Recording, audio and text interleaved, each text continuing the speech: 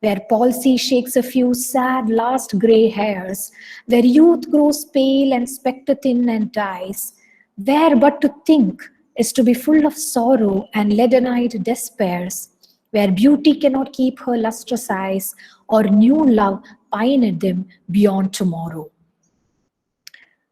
And you can also see how the previous stanza ends, and a certain idea and certain words from the previous stanza are carried over in the first line of the third stanza.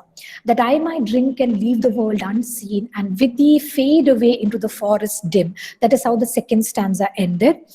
That fade away, that concept of fading away, and the same words fade away are taken, and they are that is how the third stanza begins. The first line, fade far away.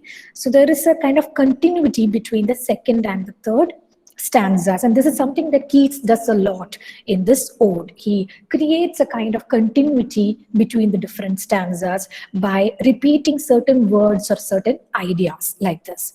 So, fade far away, dissolve, and quite forget what thou among the leaves hast never known.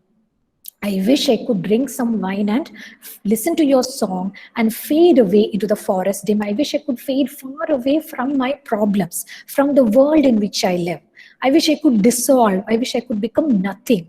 And this is something, first of all, it is very typical of the romantic poets, that they want to become one with nature. They believe that rather than, even though romanticism had a lot of emphasis on individuality, it was not a very, it was not individualistic in an egoistic sense. Rather, it was a way they actually wanted to fade away, they wanted to dissolve, they wanted to become one with nature. And poetry or art was a way for them to become one with nature. So I wish I could fade away. I wish I could leave my life behind. I wish I could dissolve. I wish I could, let myself, let my ego completely dissipate and become one with nature. Why do I want to do that? So that I can quite forget what thou among the leaves hast never known. Thou, you, he's addressing the nightingale.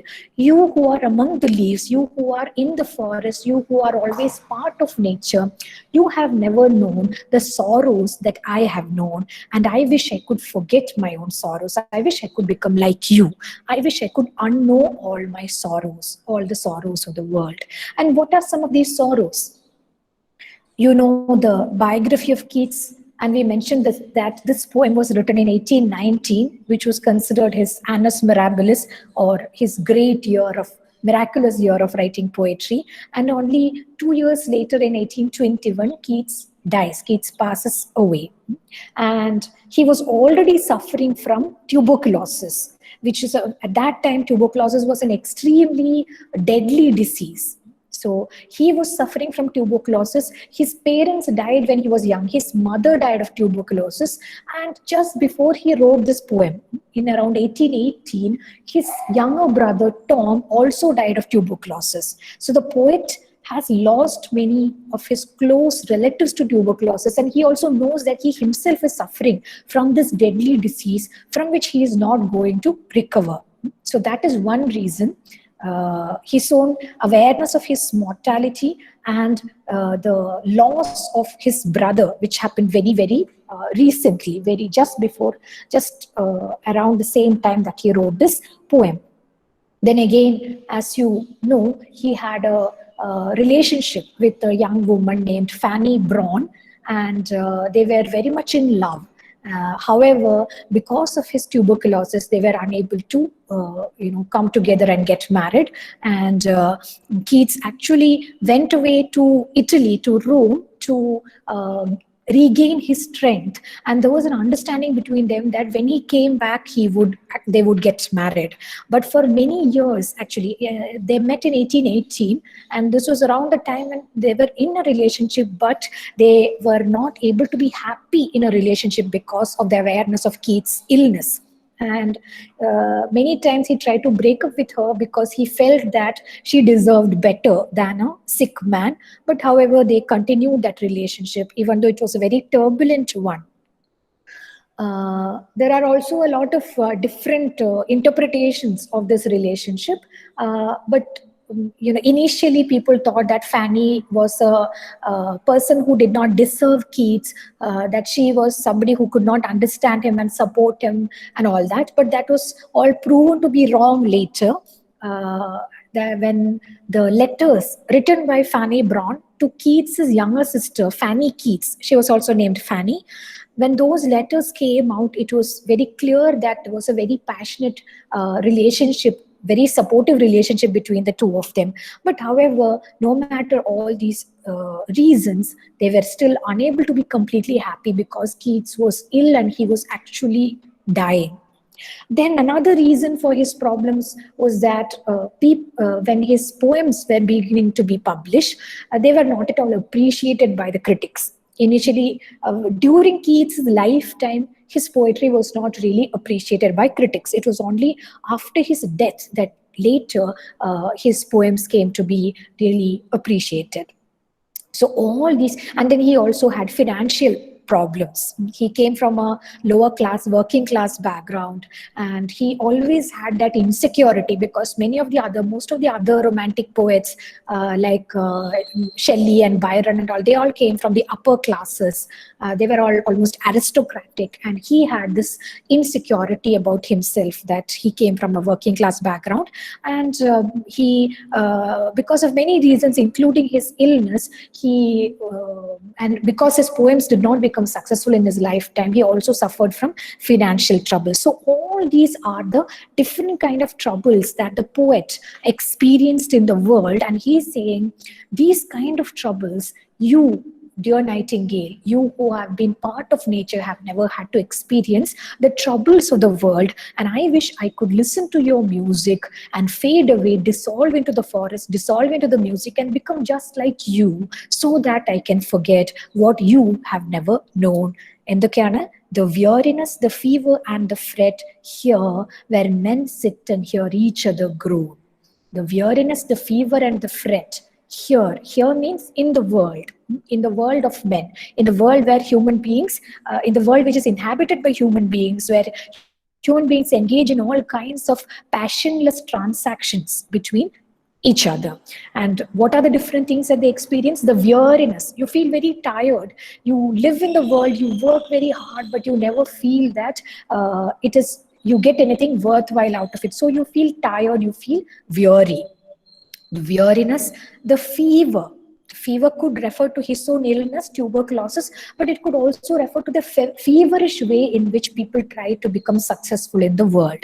And the fret. Fret means worries that you have. The weariness, the fever, and the fret here in this world.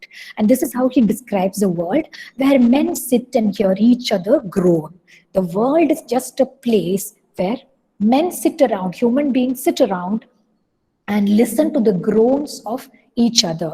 We just hear each other's suffering. Everybody is suffering, and we are just sitting and we are also suffering. We are also listening to other people groaning because they are crying, because they are suffering. And again, now the rest of the stanza, he is describing the world. Here, where men sit and hear each other groan, where palsy shakes a few sad last gray hairs. Palsy, basically, it's again a kind of sickness. It is like a kind of paralysis. But here it just means illness or sickness, which makes you unable to do anything in life. Where palsy shakes a few sad last gray hairs. It is as if here palsy, the illness, is compared to a person. Here it is a personification of the illness, where palsy shakes a few sad last gray hairs, as if just like the person suffering from the illness is sad, is gray haired because they are old and they are tired and they are weary because of the sickness. So the illness, palsy, is personified and compared to a patient who is suffering from this illness. There is a lot more personification in this stanza, where youth grows pale and spectre thin and dies. Where youthfulness. So here youth can refer to a youthful person, a young person, but also the very idea of youthfulness. Your youthfulness suffers, when you become old, or when you become ill. So Keats was somebody who died very young, right, at 24. So and when he was writing this poem, he was 22 or something. Even then, he felt very old. He felt as if his youth was completely lost because he was ill. Where youth grows pale and spectre thin as a spectre. A spectre means a ghost. Youth becomes pale and thin as a spectre and dies. You become pale and thin and die, and then ultimately you become a spectre, you become just a ghost when you suffer from a terminal illness, as Keats was suffering from. Where but to think is to be full of sorrow and leaden-eyed despairs. Where? In this world. So where? The stanza keeps on saying where. What Keats is doing here is he is describing the world. So with each description, with each line, he is describing one aspect of the world. Where but to think, in this world, just thinking, just to think about any simple thing is to be full of sorrow and despair. If you think of anything, because you know that you're not going to survive, you're not going to thrive in this world, you feel very sad, you are growing pale and thin, and you know that you're going to die soon, any simple thought will only bring you sorrow and despair. Again, leaden-eyed despairs. Here, despair is personified as if it has eyes. Despair cannot have eyes. Despair is a feeling, but it is personified as if despair is like a person with leaden eyes, eyes of lead, very heavy eyes, eyes that are as heavy as lead. Lead is a particular kind of metal. And leaden-eyed despair. So leaden-eyed despairs can be a personification. It can also, you can also call it a kind of transferred epithet, where leaden-eyed is an epithet, an adjective that is associated with the person who feels despair. But here it is connected to the noun despair. Okay, where but to think is to be full of sorrow and leaden-eyed despairs, where beauty cannot keep her lustrous eyes, or new love pine at them beyond tomorrow. Where beauty cannot keep her lustrous eyes. In this world, beauty will not last forever. No matter if somebody is beautiful and has lustrous eyes, has luminous eyes, radiant, bright eyes, still their beauty will not last, because as time goes by, they will also become old and sick and lose their beauty, lose their luster. Where beauty cannot keep her lustrous eyes, or new love pine at them beyond tomorrow. New love. A person who's newly in love wants to pine at their lover's beauty, at the beauty of their beloved. But even that pining, even that passion, even that love does not last beyond tomorrow, because as beauty is lost, soon the love that is attracted by that beauty will also be lost. So these two lines are also very similar to, remember those lines from the Ode on a Gratianon, where he's talking about a beautiful maiden and a young man who is pursuing her. And he talks about how that maiden's beauty will also be lost soon if they were alive, if they were not carved artistic works. If they were actually alive, the young woman would lose her beauty, and the young man would soon lose his ardor, his passion for her.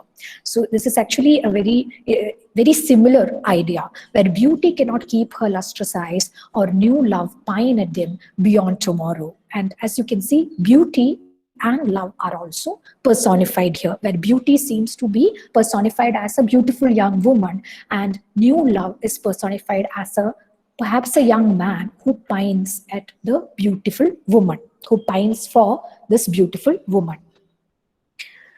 So we will read this stanza once more. Fade far away, dissolve, and quite forget what thou among the leaves hast never known. The weariness, the fever, and the fret, here where men sit and hear each other groan. Where palsy shakes a few sad last grey hairs, where youth grows pale and spectre thin and dies. Where but to think is to be full of sorrow and leaden-eyed despairs, where beauty cannot keep her lustrous eyes, or new love pine at them beyond tomorrow. Is it clear, or do you have any doubts about the stanza? No, ma'am. മനസ്സിലായല്ലോ അല്ലേ? Clear. Then I will Yes, continue. ma'am. Yes, ma'am. Okay. So the fourth stanza. Away, away, for I will fly to thee, not charioted by Bacchus and his bards, but on the viewless wings of poesy, though the dull brain perplexes and retards. Already with thee, tender is the night, and haply the queen moon is on her throne, clustered around by all her starry face. But here there is no light, save what from heaven is with the breezes blown through verdurous glooms and winding mossy ways. Away, away, for I will fly to thee. And he's saying he wants to become one with nature, one with the nightingale. And he, in the previous stanza, he got lost thinking about the iniquities of the world, about the troubles of the world. And now, with this very quick interjection, away, away, there are these two exclamations. It is as if suddenly he's telling himself, okay, time to forget all those things. Let me not think about my troubles anymore. So it's a kind of abrupt cut, abrupt jump, which he wants to make. I will not think about those things, the world anymore. Away, away. I want to go away. Where does he want to go? Towards the nightingale, towards nature. For I will fly to thee. I wish I could fly to you. I wish I could. I don't know where you are. You are somewhere in this dark night singing, somewhere among the trees. And I wish I could fly to you. For I will fly to you. Earlier, it was just a wish. It was as if he was saying, if only I had some wine, I could dissolve and become part of nature, become part of your song. And now he's saying, I will fly to thee. So there is a slight, a bit more determination here. For I will fly to thee, but not charioted by Bacchus and his bards. I will not, I will come to you, but not charioted by Bacchus and his bards. Bacchus is the Roman god of wine and chaos. In Greek mythology, the same god is known as Dionysius, and in Roman mythology, the god of wine is known as Bacchus. And there is a, according to Greek or Roman mythology, Bacchus is supposed to travel in a chariot that is drawn by leopards. So pards here refers to leopards, puli, leopard.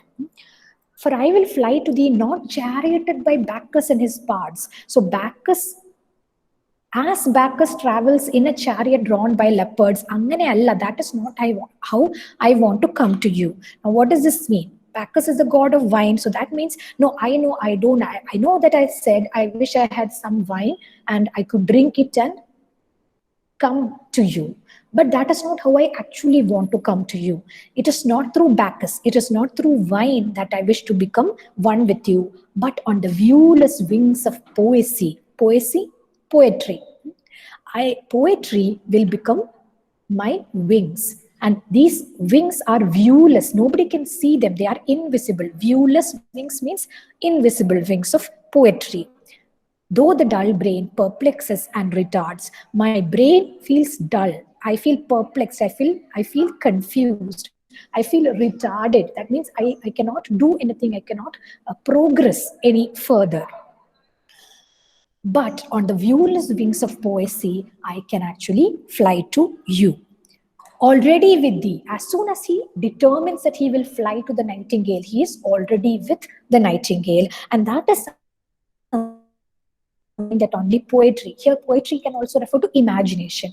Imagination can do that. So he's saying, even though in the second stanza, he drew a very beautiful picture of the sensuousness of wine. He is rejecting that sensuousness of wine. He is rejecting the world of the senses entirely and saying, I will fly to you not through wine, not through the chariots of Bacchus, but on the viewless wings of poesy, but on the invisible wings that are given to me by my poetry, by my imagination. Even though my brain is dull, I feel perplexed, I feel retarded, I feel confused, still, because I have imagination, I am already with thee, I'm already with you. Because in the world of imagination, you don't require any time. The moment I say, I will be with you, I am already with you. Tender is the night, and happily the queen moon is on her throne, clustered around by all her starry face. And suddenly he feels that he is in the middle of the night, he is in the middle of the forest, listening to the nightingale, he is one with nature, and this is what he sees around him. Tender is the night. The night is very tender, the night is very gentle. And again, this phrase, tender is the night, has been taken by Fitzgerald for a novel that he has titled Tender is the Night. Okay. Anyway, that is much later.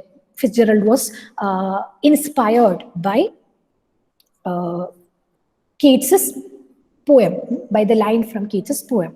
Already with thee, tender is the night. The night is very tender, very gentle, and happily. Happily here doesn't mean happily, it means by chance. It so happens.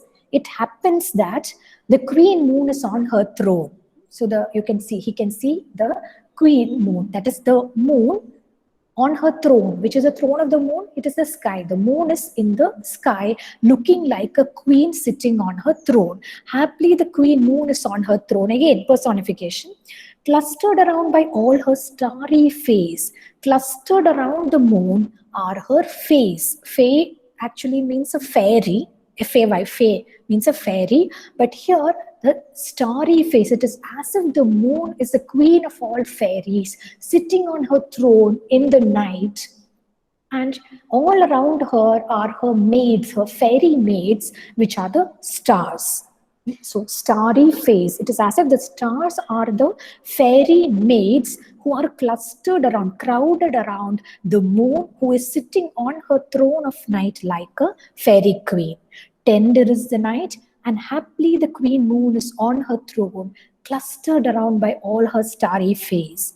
But here there is no light. Here, where he is standing, there is no light, save except what from heaven is blown with the breezes. But here there is no light, save what from heaven is with the breezes blown. Save what little light comes from heaven. There is no other light. And how is the light coming? It is coming along with the breeze. The light cannot be blown like the breeze, but he is comparing how the light filters in through the tree leaves. He is comparing that to how the breeze comes through the leaves. ഇരുട്ടത്ത് ഇയാൾ നിൽക്കുകയാണ്, and he can see the moon in the sky, moon and the stars, everything is in the sky, but he is in the middle of a forest, and therefore even the moonlight, even the starlight is coming filtered through the leaves of the trees, and very little light is coming like that. But here there is no light, save what from heaven is with the breezes blown. Save here means except what is blown along with the breezes from heaven through verdurous glooms. Verdurous meaning green. Verdure means green, as referring to the forest or plants or things like that. Through verdurous glooms and winding mossy ways. So the forest is gloomy, it is dark. Gloom here can also mean darkness, and it is a verdurous darkness. It is a greenish darkness because the darkness of the forest is surrounded by dark green trees. Through verdurous glooms and winding mossy ways. That is where I am standing. And here where I am standing, there is hardly any light except a little bit of light that filters in through the trees from the heavens. Away, away, for I will fly to thee, not charioted by Bacchus and his bards, but on the viewless wings of poesy, though the dull brain perplexes and retards. Already with thee, tender is the night, and happily the queen moon is on her throne, clustered around by all her starry face. But here there is no light, save what from heaven is with the breezes blown. Save what from heaven is with the breezes blown. Already with thee, tender is the night, and happily the queen moon is on her throne, clustered around by all her starry face. But here there is no light, where there is hardly any light, even though outside the forest the moon and the stars are shining bright in the sky. He has somehow, through his imagination, reached the darkest part of the forest, the mossy ways and the verdurous glooms, where there is very little light that is filtered in through the from the heavens through the trees. And again, this darkness is something that he yearns for. This is what he actually wants. He's not unhappy or scared to be in the darkness. The darkness is what he wishes to embrace. Is that okay? The previous stanza, is it clear? Yes, ma'am. Any doubts? Then I will move on to the next stanza, fifth stanza.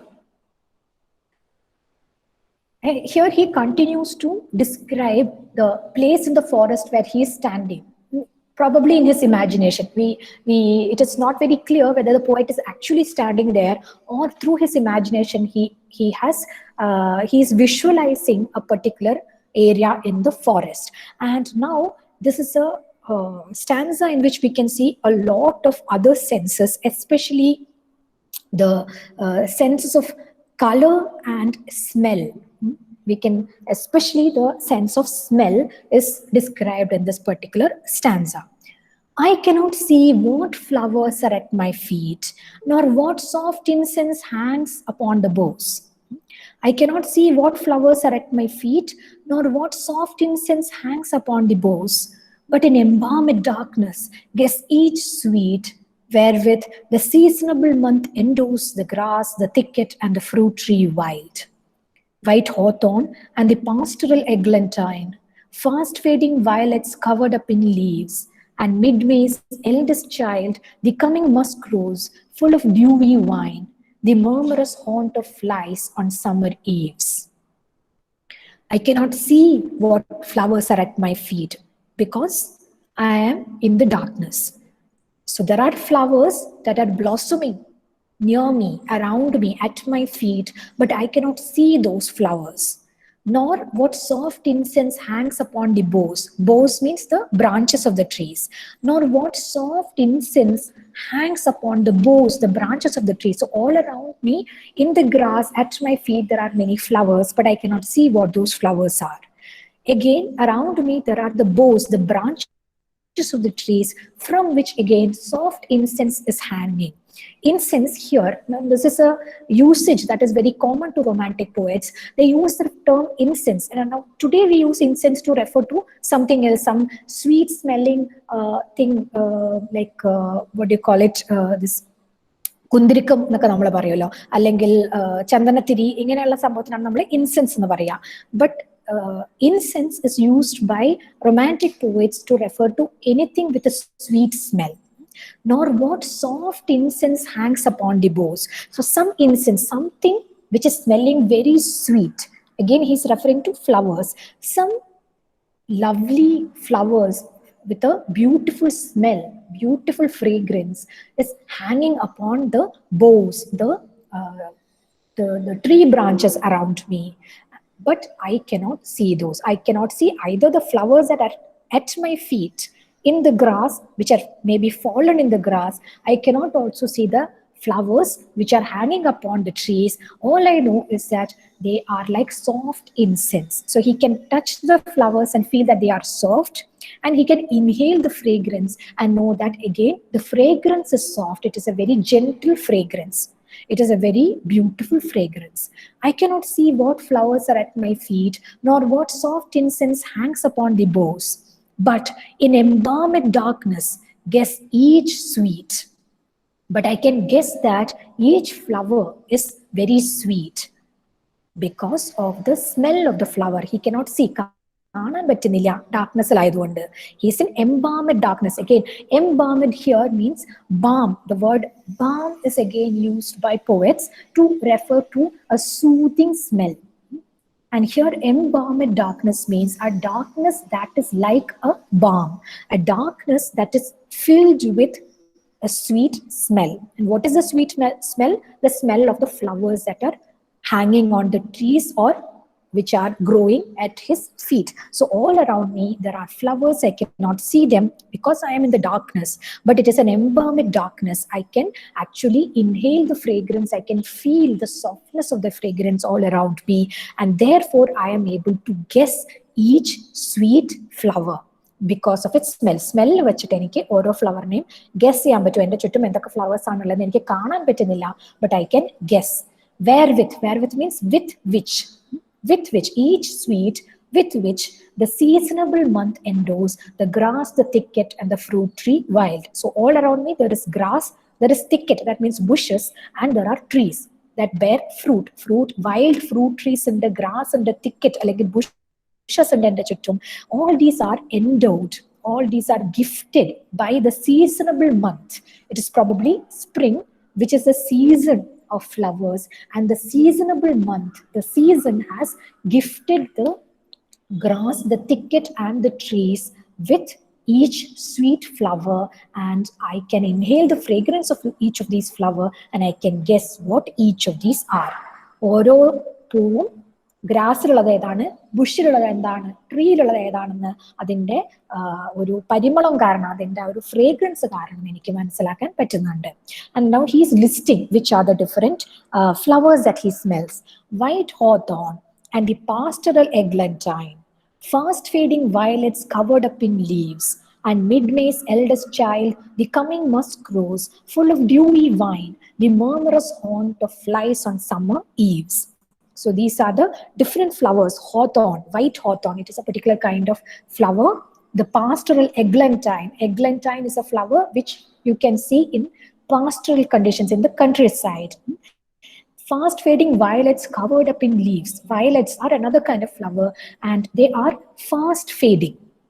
They are covered up in leaves, but still I can smell their fragrance. And the words fast fading and covered up in leaves are important here because they also give us a certain sense about the poet's own predicament, the poet's own situation. Because just like the violets, which are fading fast, which are wilting fast, his life is also fading too quickly. Fast fading violets covered up in leaves. Again, he has this fear that he will not be acknowledged, he will not be remembered at all. So just like the flowers are covered up by leaves so that nobody sees the beauty of the flowers, he is afraid that his own life, his own poetry will be completely covered up by everything, by all the problems or all the crowded conditions of the world around him. And he is afraid of having to fade away into the night, into death, without having made his mark, without being acknowledged. So these are the different flowers: hawthorn, eglantine, violets, and he says, mid-May's eldest child, the coming musk rose. The musk rose, it's again a kind of flower. He calls it mid-May's eldest child. This is a kind of flower that blossoms in mid-May. So now we know again the season. He says, he already has said that it is spring, and May is spring in England. Mid-May's eldest child, the coming musk rose, which is full of dewy wine. The musk rose is a particular, it's not just a rose, it's a specific kind of flower, musk rose. It is full of dewy wine, it is full of dew, because at night the dew will come and settle on the musk rose, and it is also full of wine in the sense it is full of honey. Each flower is full of honey. It is full of dewy wine, the murmurous haunt of flies on summer eves. Soon, right now the musk rose is just coming, it is just blossoming, but soon when it is summer, this place will be full of musk roses, and they will be the haunt of flies. The flies will come and haunt these musk roses. Murmurous haunt. Murmurous in the sense, murmurous refers to the sound, the buzzing noise that is made by flies. So flies vanati musk rose in a chuttum podiyum, and then there will be this murmuring sound that you can hear, and that is how this place will be soon on summer eves, on summer evenings. So right now it is spring, it is mid-May, it is spring that is passing into summer, and the musk rose is just coming, it is just about to blossom, full of dewy wine, and soon he can imagine that flies will come and settle on these musk roses, drinking the dewy wine and murmuring, making that buzzing noise. Again, even though it is a very beautiful image, a very sensuous image, just like the fast fading violets covered up in leaves, this line, the murmurous haunt of flies on summer eves, can also refer to death and decay, because once you die, you actually become part of nature, that is true, but you also become eaten, dead bodies will be covered with flies, or they will be eaten by different creatures. They will be eaten by different bacteria or worms or things like that. So this line also is a kind of foreshadowing of the poet's own death. So he is imagining, he's saying, just like all these flowers here, right now I am also blossoming, but I know that soon, just like these flowers will fade, just like these flowers will be covered with flies, my life is also going to fade away soon, and I will become nothing. I will become food for all these flies and worms and other things. But you can see that again, it is not a completely melancholy. There is a slight tinge of melancholy here, but there is also a beauty, as if the poet is resigning himself to his own death, as if he thinks that if death means that I will become one with nature, if death means that I will become just like these plants and trees and everything, which will ultimately become part of the earth, then I do not mind dying. And this is the idea that will be carried forward in the next stanza as well. So we will just read the stanza once more. I cannot see what flowers are at my feet, nor what soft incense hangs upon the boughs. But in embalmed darkness, guess each sweet wherewith the seasonable month endows the grass, the thicket, and the fruit tree wild. White hawthorn and the pastoral eglantine, fast fading violets covered up in leaves, and mid May's eldest child, the coming musk rose, full of dewy wine, the murmurous haunt of flies on summer eves. So, any doubts? A stanza clear, Anna? Yes, ma'am. Yes, ma'am. Yes, ma'am. Okay, we have three more stanzas left. Should I continue one more stanza or should we stop here? ഒരു stanza കൂടി കേൾക്കാനുള്ള ശേഷിയുണ്ടോ?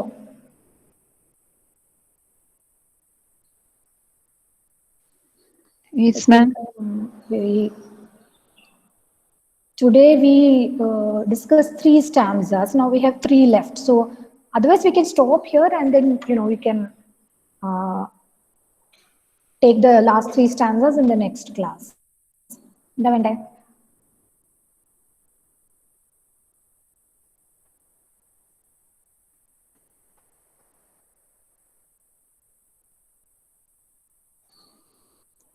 ഈ stanza കൂടി വായിക്കാം. Darkling I listen, and for many a time I have been half in love with easeful death, called him soft names in many a mused rhyme, to take into the air my quiet breath.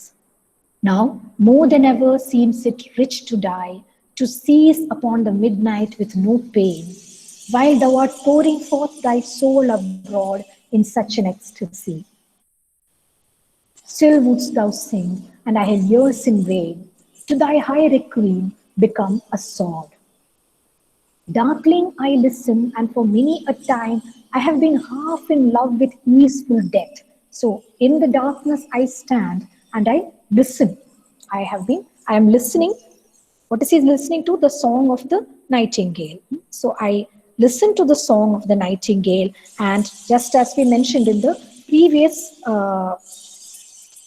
in the previous stanza, the poet is thinking about death. So darkling I listen. Darkling also means it is a darkling here is used as a kind of, it is as a verb, it is a progression into darkness. I listen. Darkling I listen. So I am also darkening, just like the sky is darkening, just like all around me there is a darkness. Darkling I listen. I am also darkening, my life is also fading away, and I listen to the song of the nightingale. And for many a time, for a long time now, I have been half in love with easeful death. I have almost been in love with death. I've been half in love. Like I'm not sure whether I'm in love with death or not. Easeful death. Because why am I in love with death? Because death is easeful. I feel that life is very difficult. Death will be easier. Death will ease my sorrows, ease my worries. Again, death capitalized here is kind of personified. Called him death. I have called him soft names in many a mused rhyme. So I have written many rhymes, many poems, many a mused rhyme, a rhyme that has been inspired by my muses. Death has been the muse for many of my rhymes, and I have been half in love with death. I have called him many soft names. I have called death by many endearments. And whatever I asked him, I have been requesting death to take into the air my quiet breath. My breath is already very quiet. My life is fading. Soon I will completely fade away, and I wish I have been asking death, I have been requesting death to take my quiet breath into the air. This is such a beautiful way of describing death when your breath becomes one with the air around you. So, right now, when we breathe, we are taking the air out of the universe, out of our environment. But when we die, we will exhale for the last time, and our breath will become part of the air around us. We will no longer take from nature, but we will give unto nature. We will become part of nature. We will dissolve into nature. So that is the poet's idea of death is so gentle. It is so tender. It is so soft. Unlike, it is not a violent idea. It is not a stressful idea. Death is not a stressful concept to the poet, but rather death for him means to take his quiet breath into the air around him. I have called him soft names in many a mused rhyme and requested him to take into the air my quiet breath. Now more than ever seems it rich to die. So there are many times when I have wanted to die. I have been half in love with death. I have written many songs and poems about death. I have requested him to take my breath away many times. But now, when I'm listening to the song of the nightingale in this forest, more than ever before, now it seems rich to die. This is the richest death. This is how I wish I could die. To seize upon the midnight with no pain. Now, if I were to die, I would feel no pain. I will just cease. I will just cease to exist. I will just cease means stop. I will just stop existing upon the midnight. So right now it is midnight. And if I were to cease existing right now, there would be no pain at all. This would be the richest way to die. While thou art pouring forth thy soul abroad in such an ecstasy. So thou, you nightingale, you are pouring your soul out into the world. Abroad means outside into the world. You are pouring your soul outside into the world in such an ecstasy. While listening to this, while standing in the darkness at midnight, listening to your beautiful ecstatic song, it is as if I can feel your soul in your song. This is the best time to write. This is the richest time to die. And if I die now, I will regret nothing. I will feel no pain. Now more than ever seems it rich to die, to seize upon the midnight with no pain, while thou art pouring forth thy soul abroad in such an ecstasy. Still wouldst thou sing, and I have ears in vain, to thy high requiem become a sword. Still wouldst thou sing. When I die, if I die listening to your song, you would still sing, you would still continue to sing. The song of the nightingale does not depend on the life or death of the poet, whether the poet is alive and listening to the song, or if even if the poet dies, this nightingale will continue to song because nature exists independent of our consciousness. Still wouldst thou sing, you would still continue to sing even if I died, and I have ears in vain. Even when you sing, if I die, my ears will be in vain. I will still have ears, but my ears will not be able to hear your song because I would be dead. To thy high requiem become a sword. Your song is like a high requiem. A requiem is a very beautiful, very grand kind of funeral song. Your song would thus turn into a funeral song for me, and I would become like a sword. A sword here means the grass that is, or the moss that is growing on the earth. So I will become like a piece of earth. I will become like the grass that is growing in the forest. I would die listening. I wish I could die listening to your song. I would not feel any pain. I would not feel any regret if I do that. You will still continue to sing. You will not stop your sing just for me. And my ears will no longer be able to hear you, but I will become part of the forest, part of the earth. I will become a sword as your song becomes a high requiem, a funeral song for me. Darkling I listen, and for many a time I have been half in love with easeful death, called him soft names in many a mused drive, to take into the air my quiet breath. Now more than ever seems it rich to die, to seize upon the midnight with no pain, while thou art pouring forth thy soul abroad in such an ecstasy. Still wouldst thou sing, and I have years in vain, to thy high requiem become a sword. So is that clear? That stanza? Yes, ma'am. Yes, ma'am. Yes, ma'am. Okay, so I think we will stop here.